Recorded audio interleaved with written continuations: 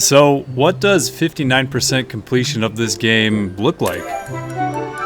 Well, if you haven't already noticed, I am a platypus, and as I grab my net and my hat, little do I know that I would soon be on my biggest adventure yet.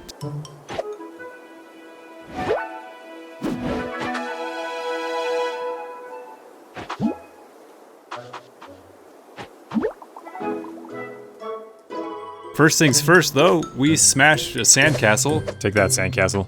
I don't remember doing this, and I don't think it counted towards the 59%, but we did it anyways. On the far side of our town, I spot a black and white bird.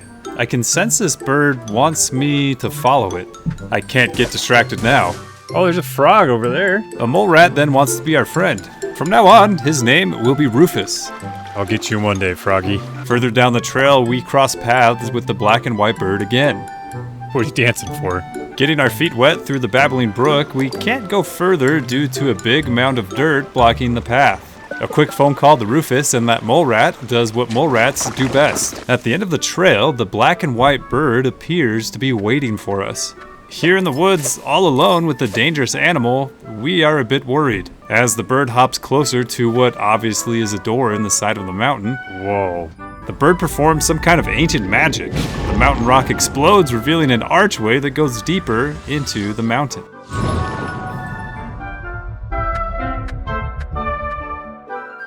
And without a second thought, we follow the bird. I'm pretty sure we're the first platypus to ever be here. Wherever here is. Where am I? We just follow the circles. As we follow the circles on the floor, that ancient mark appears again. And then shatters. Whoa. A bright light overpowers us, and as the stone door rises, I soon realize we aren't in Kansas anymore. Uh-oh. Did I do that? Am I dead? Oh, we live! A mysterious voice echoes through this new world saying, "This world has been in dire need of someone like us." I have no idea what that means. We then get a feather and are told to go to the village in the east where the sun rises. A tiny monkey stops by and again mentions us and the word hero in the same sentence. I suddenly feel a lot of pressure to succeed. Kind of feels like high school all over again. So, with the background of this game now delivered flawlessly, let's talk about the other 57%.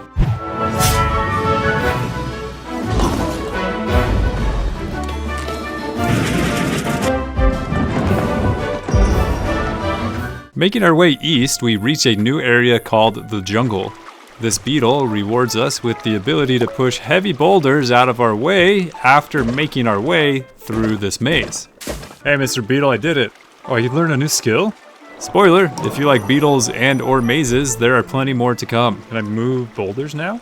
Close to this scary monkey wearing a mask, we find a fruit on the ground that increases our health by 1. Solving this monkey puzzle opens the door to the monkey warehouse. And here's what happens inside the monkey warehouse. We find another health increasing fruit, fight a robotic exploding statue of a monkey, and get captured. Whoa. Oh, we're dead. What? Now in front of the monkey chief, they find the feather we got from that black and white bird. Oh, they took my glowing feather. Having that feather gives us some needed street cred, and the monkey chief tells us that we are the chosen one. Whoa. It's Rafiki. Now, directed to go to the Temple of the Sun and collect our first sigil. I had no idea what a sigil was until this game, and if you don't know either, I looked it up. It's a symbol that acts as a focus for manifesting a specific outcome. And in this game, I have to get all 6 sigils. The Temple of the Sun is where we can get our first. Our preparations start by talking to these dancing monkeys. They agree to teach us a sacred monkey dance ritual. Oh, here we go.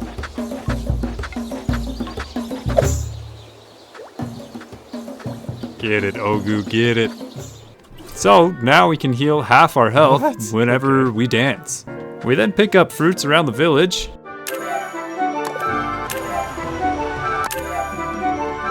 Dance with these monkeys. Whoa, can I play the bongos with you guys? What if I dance right here in the middle with you guys? What happens? And no, nothing happens at all. I feel like there should be an Easter egg here somewhere. Then deliver those fruits to the commander monkey. This way. Yeah, I found all your fruits. And in exchange, we get a monkey hat. Alright, and 500 gold? Oh, and I get a commander's mask? I am Ogu, the monkey now. Over on this side of the village, this monkey named Mon Ketchum might be a reference to Ash Ketchum. We trade this monkey a beetle we caught in exchange for a golden leaf. Then we do my favorite thing to do in any video game. We can fish in this game? We fish. We catch a lot of common fish at first, but then we get a red exclamation mark above our head. Uh-oh, what does that mean? Oh, that's a golden fish. Oh, we got so many rare fish. But enough fishing for today. Let's go to the temple. Okay, here we are at the temple. Let's do it.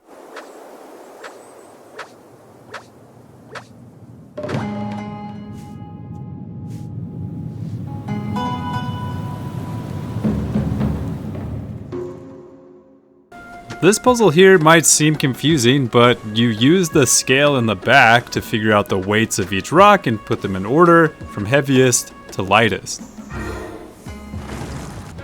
Then we smack this statue. Creating the correct blob of color each monkey is holding with the smaller colored blobs below is how you solve this puzzle. And finally, loading this catapult with heavy rocks to break other rocks solves this puzzle. 3 out of 3 statues now smacked. We are now ready to fight the temple boss. This fight isn't as hard as I thought. You load up the catapult and launch the rocks at the big, rocky, multi-armed statue monkey. I do this enough times and now the multi-armed monkey now becomes a rubble pile of monkey rocks. And at the top of the temple, the shiny gold monkey gives us the sigil of the sun. Hopefully I'm saying that word right, sigil. We then take the sun sigil back to this area and place it in the ground. 1 down, 5 more to go. We've only done 11%? Oh boy, we got a ways to go. Now, heading west towards the Moon Forest, we meet a friendly chef who gives us a portable frying pan. Hey Babar. Oh, he's a chef. Oh, we got a frying pan. And with this frying pan, we make some jam. Oh, it's like Guitar Hero all over again. Okay. We made jam. And now sit back and relax for another cutscene.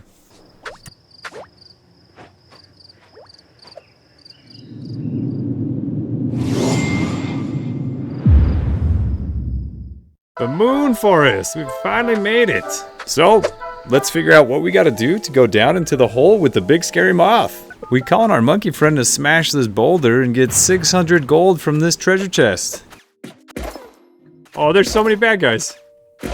Oh, you're quick. Pushing this red blob away helps this poor little guy with his migraine. Should I just smack this? Oh, I can move it? Oh, okay, so that solved the problem. These color blobs will have a much bigger role here in just a minute. As we make our way to the end of this maze, we are rewarded with another new ability. Oh, he actually got us. Alright, you sneaky beetle. Oh, we learned a new skill. I can now lift things up. Now we can lift things up. Like this rock here? Yep, like that rock there. Oh, okay. Very cool. But not only can we lift heavy things, we can also separate colors. You can lift certain objects. Mixed jellies are divided into smaller pieces when you lift them. Oh, okay. Making our way out of the main village of the Moon Forest, we get asked if we want to hear a story of the Silk Moth hero. We politely decline. However, we go up north to meet the Silk Moth hero instead. After some fishing, of course. We are then tasked with rescuing the chief's son from the power plant. Being the platypus hero we are, we set off right away. Now we can see the chief's son, and he's trapped in a bunch of rocks and rubble. Oh, whoa, everything's breaking. Bright lights start flashing and sirens go off, and we have only a certain amount of time to clear the path and rescue the chief's son. Oh, we gotta be quick. Uh-oh. Don't leave this up to me.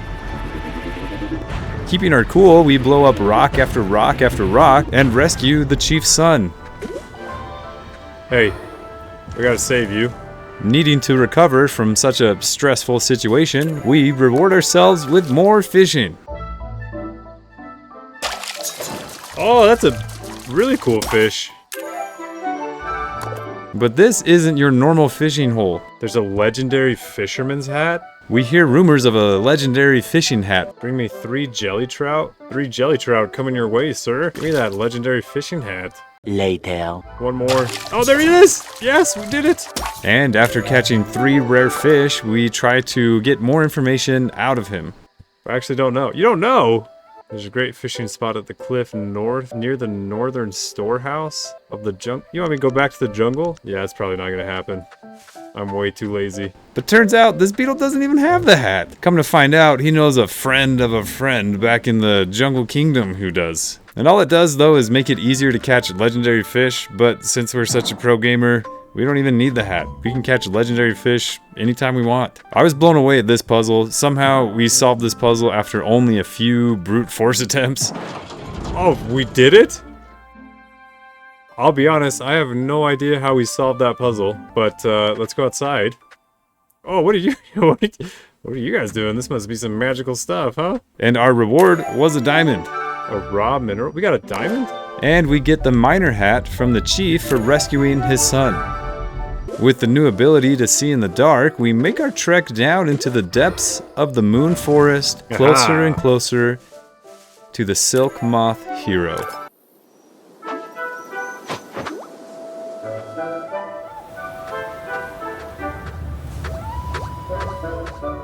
More color puzzles, and we smack this beetle statue. Whoa! Okay. Taking out one of the hero's guards allows us to smack another beetle statue, which gives us the 2 new puzzle pieces for the giant puzzle outside. We then read an ominous warning from the engravings on this statue. Something about how we shouldn't break the sacred barrier, and something about a fragment falling into the wrong hands of an evil being. But as a platypus, there's only one thing on my brain. Oh, okay. There we go. Alright, we did it! Getting more of those shiny stones. Yes. With another shiny stone secured, we head off to get even more. We soon find ourselves in the desert region.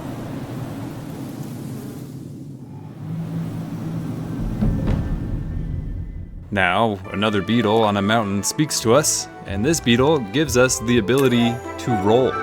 Roll? I can roll now! We put our new rolling ability to the test by going into this cave, but then get immediately kicked out by a shrew. Hold on, it gets even more weird. We meet a hippo stuck in a wall. Is that a hippo? Ah, good thing he didn't blink. Get a new hat that helps us detect ancient stuff, and head back into the cave to find the ancient stuff. The black and white bird from the beginning shows up again and guides us to a room where our hat starts beeping. Okay, well, let's go follow the bird. Good things happen when we follow this bird. Oh, hey! We dance and a secret room appears. Oh, whoa. This path leads us to the Shrew Village, and well, let's just say the shrews have a lot going on. For instance, they're building a big fighting Megazord to take down the big giant pokey cactus monster. Taking out various cactus mini-bosses throughout the desert region, we collect a piece from each boss that is needed to get the big mech up and running. Do we get to do what I think we get to do? Oh my, do we get to pilot this mech? Once the shrews do their thing, the Megazord is complete. Oh, look at that. Yeah, we're in here. And we are then face to face with the biggest cactus monster I have fought in any video game.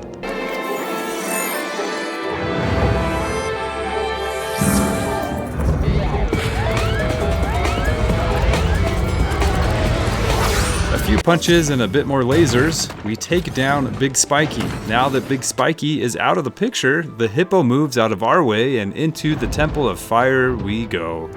That's a big booty hippo. We spend the next few minutes smacking turrets to keep them powered up so we can defend the fire gym from wave after wave of monsters. Oh, there's so many! Eventually, the shrews come to our rescue with their mini Megazords. Oh nice, the shrews and their tiny mechs. The fire gem is now ours and we put it in its spot.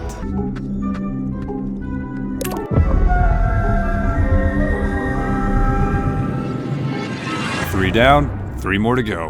We then head to the Earth Kingdom, but it looks like the Earth Kingdom is going through a bit of an ice age.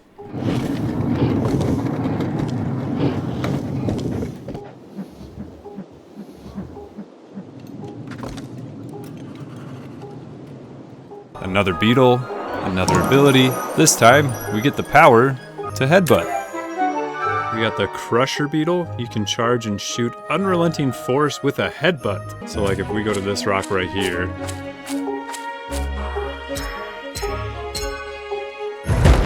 Whoa, okay, cool.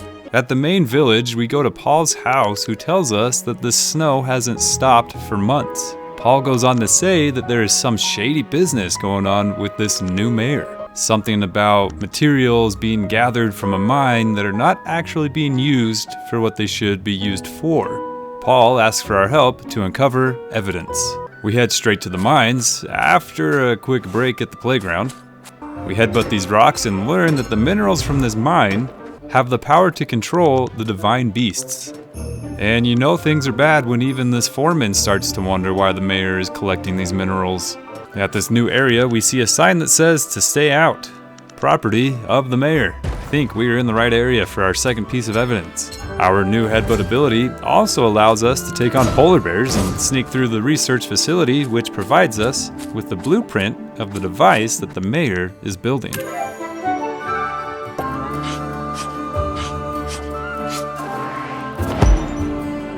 On to the final piece of evidence. We exchange some fish for details about the white fruit. However, the guard doesn't know much, so he opens the door so we can get the answers ourselves.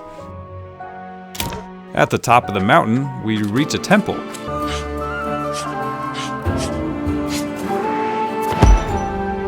A room in the temple is filled with purple trees, and it looks like these trees are the source of the white fruit. If the fruit grows in these temples and the mayor is harvesting it, I think the mayor might be trying to do something with the divine beasts. Releasing all these trapped monkeys in the temple basement, we get the last piece of evidence. Now, back at Paul's, the dots are starting to connect. I ring the bell to gather all the villagers so Paul can reveal the truth about the mayor. Long story short, the mayor is working with this monkey to build a divine beast manipulator. However, I'm a pesky platypus foiling the plans of this mayor. Equipping a few high-tech balloons allows us to reach the mayor's plane, and eventually we blow it up.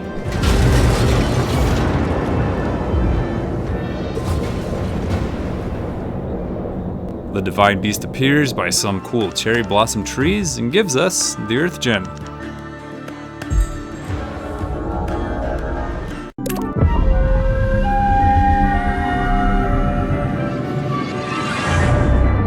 And now only 2 more shiny rocks to go. Our next stop is the Ocean Village. We hear rumors about some dark holes appearing in the ocean and then villagers suddenly go missing. This villager's dad has been missing for a few days now. Looks like we got our work cut out for us again.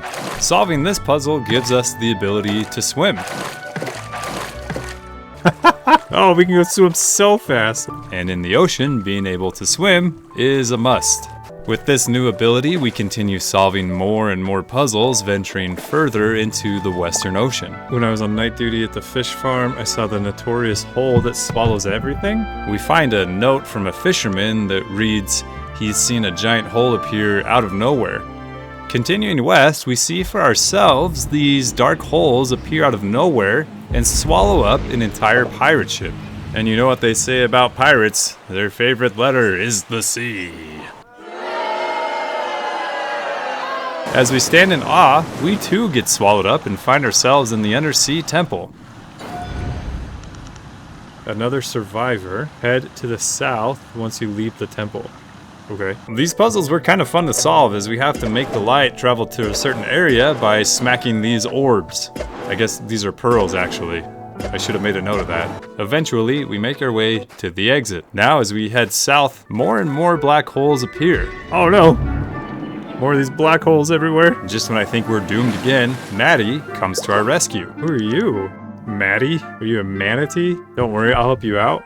Maddie is the divine beast of the sea. Maddie tells us to go to the temple in the south to find a special hat. Well, let's go to the south then. Okay, attack each other. Nice! Is that it? Oh man, that was kind of stressful. Fighting two mantis shrimp at once, we find the hat, which now gives us the ability to seal the black holes in the ocean. Yeah, go away, black hole. Now with the ability to swim in this fancy new manatee hat, off to the water temple we go. Aha, the Temple of Water. Although I still haven't found my iron boots, if you get that reference, comment down below the game you think it's from. And I need to correct myself, Maddie is not the divine beast of the sea, but Enki is. I think I'm saying that name right. I apologize. Ladies and gentlemen, meet Enki, the correct divine beast of the sea. Oh, it's Enki. I knew you would come. I'm Enki, the divine beast of the sea, guarding the sigil of the water here in this Temple of Water. Venturing further into the Temple of Water, the puzzles get a bit more tricky, but our smooth brain is wrinkly enough to get all the coins lit up, which means the gate can now be opened. Wonder what this fight's gonna be like. I love these cutscenes.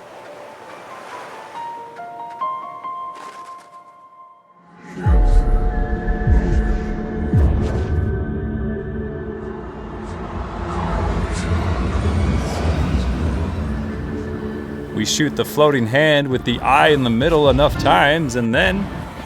Yes. Thank you, Misty. Thank you. We got the water gym badge! But wait, what about this guy's dad?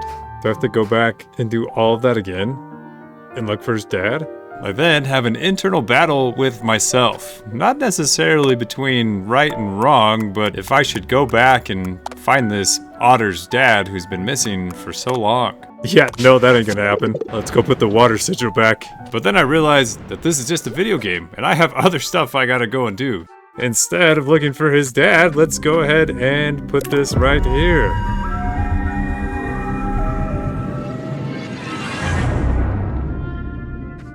Yes. Alright. We got one more, but it'll have to wait because I'm starving. Alright, now we are well fed.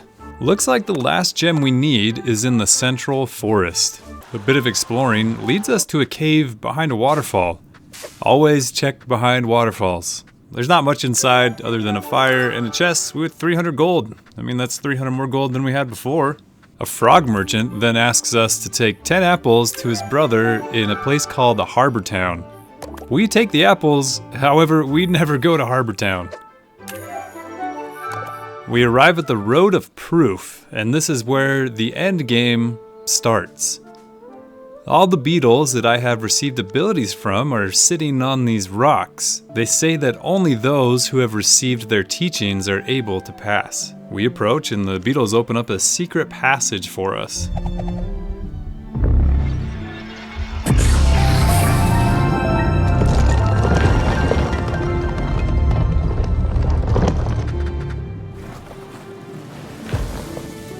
Inside, we see the biggest tree I've seen yet in this game, as well as some symbols on the floor.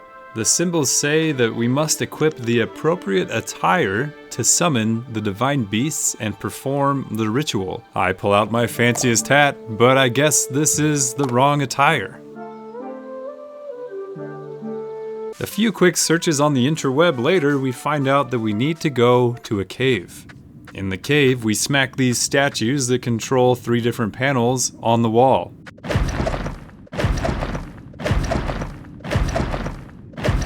After a few minutes of rigorous smacking, the statues align and there's a big flash of light. And then, we're at the top of a mountain.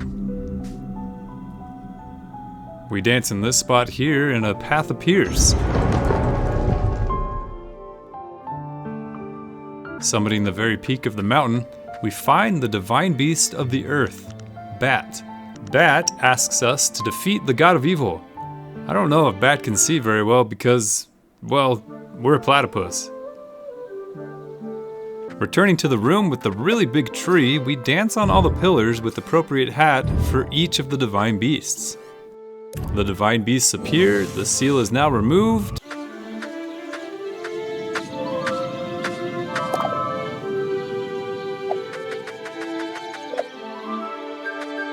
And YouTube, meet the god of evil.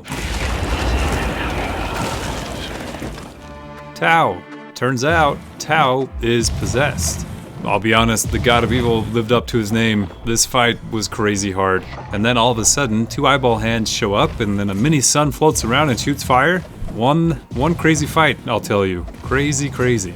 And one quick thing that you should probably be aware of is that when we started this game, we chose the difficulty level where we can't die.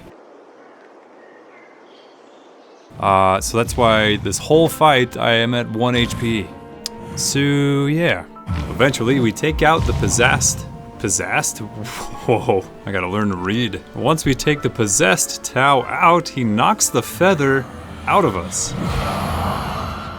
One of the eyeball hands fancies the feather and tries to get close, but then, out of nowhere, the black and white bird from the beginning of the game appears and puts some glowing aura protection around us. Now sit down for this, because this is crazy.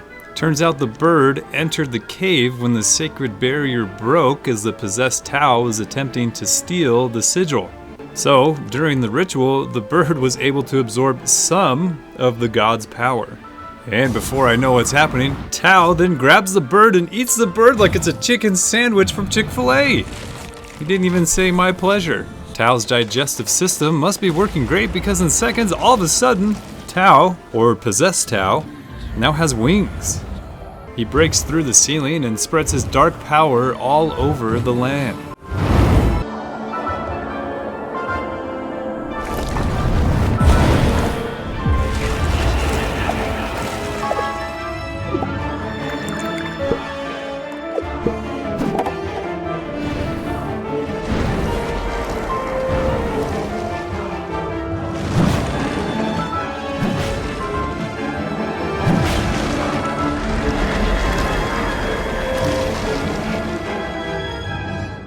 And while Tao's doing that, we wake up next to some tiny monkeys. The monkeys give us a pep talk, and now feeling inspired, let's go find Tao. Navigating our way out of the cave, enemies. Yes, enemies are everywhere. So many enemies.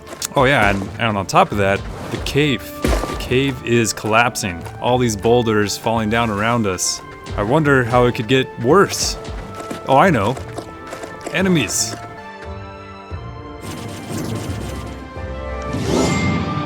What are these things?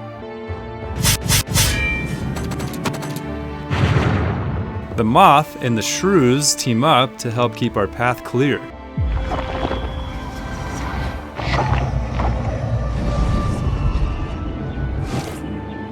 Whoa, that's a lot of hands. And in this room, some white bird randomly shows up and gives us a cool new hat.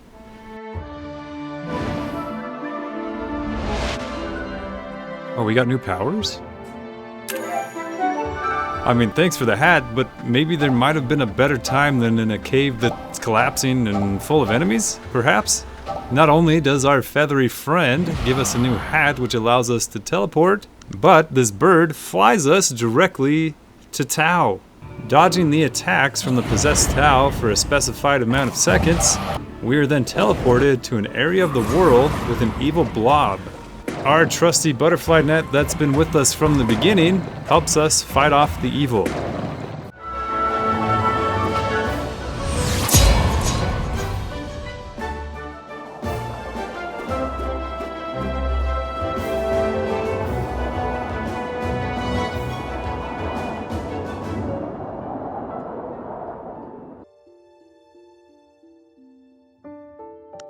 Oh, there's Tao. Alright, he's okay now. With the final sigil in the podium, nonchalantly we meet the god of this world.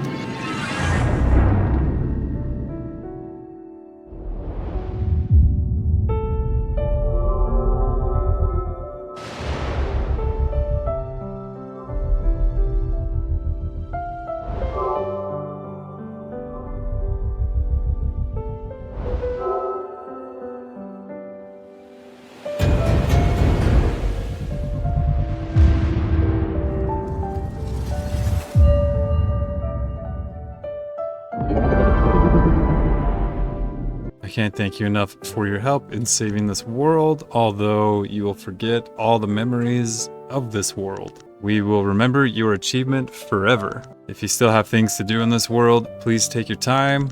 Get on my back when you're ready. Yeah, we're good. Let's get on the back. I'm ready. Take me home. Country roads.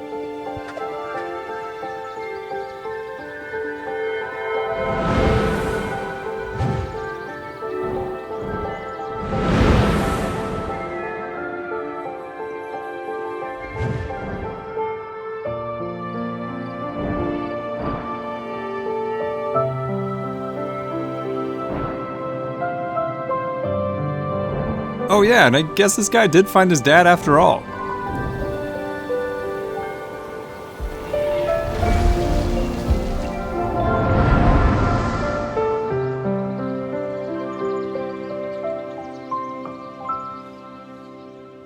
Dad, you're home so late, I've been waiting for you.